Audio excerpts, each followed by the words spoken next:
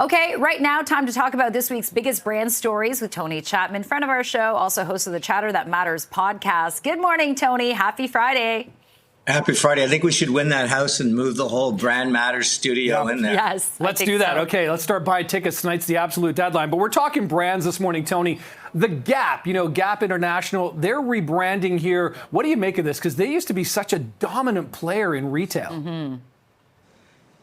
Fashion Forward took out the Gap. And what Fashion Forward was constantly changing your inventory because people, as they embrace the Instagram culture, often would create 3 or 4 outfits a day just to get sort of that validation, that sense of I want to be seen, not just in public, but obviously in the media. So they brought in Parker Posey. People who are White Lotus fans will know of her. Yeah.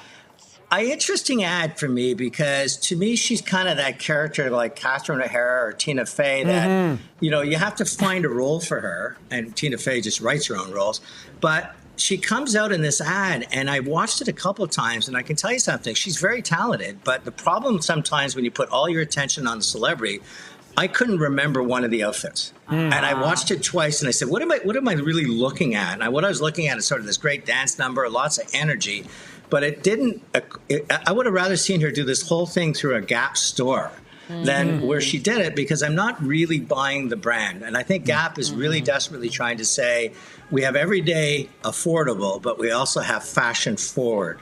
And that's a tough dual brand statement to make.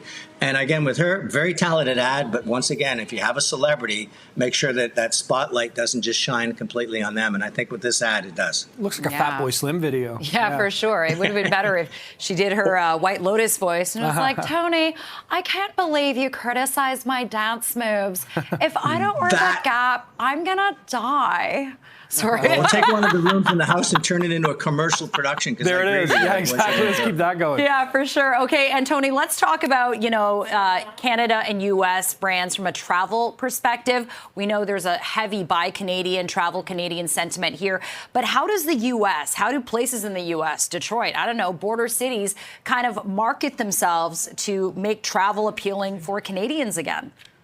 Offer Canadian dollars at par. Other than that, it's... But really, I mean, and we've seen that in the past with ski hills when they were suffering from one side of the border versus the other because of the affordability of the Canadian, traveling in Canada. But it's a real problem because Canadians do not want to show support for the United States. And my AI is tracking this, and it's not going away. It wasn't like, that's how I'm so mad at Trump today. It's becoming part of ingrained in behavior with travel, especially when you're booking sometimes months ahead. If you've made that decision and you're choosing not to go, a good friend of mine just canceled his entire golf trip and he's going to stay in Canada this year. And he feels very good about it. And I think so the United States has got a real problem because there's a lot of cross-border tourism, a lot of drive-in tourism to those border states. And they're going to be seeing a lot of vacancy. And once again, you can lay that at Donald Trump's feet because as much as he loves that bravado and coming out with that sort of Machine Gun Kelly mentality, the impact of some of these causes and effect are material because they could last for months, if not years. So that's a great example of putting sometimes the wrong lead singer in front of a microphone and chasing your audience away. Okay, Tony, I'm sorry. We are super crunched for time, but hey, if Corey Connors wins the Masters, even if he doesn't, let's talk Canadian golf destinations next week because we're out of time for this week, but it is a great segment. I know it's part of your Chatter That Matters podcast as well coming up this week. So we'll talk then. Tony, have a good weekend. Thanks, you. Tony. Always a pleasure.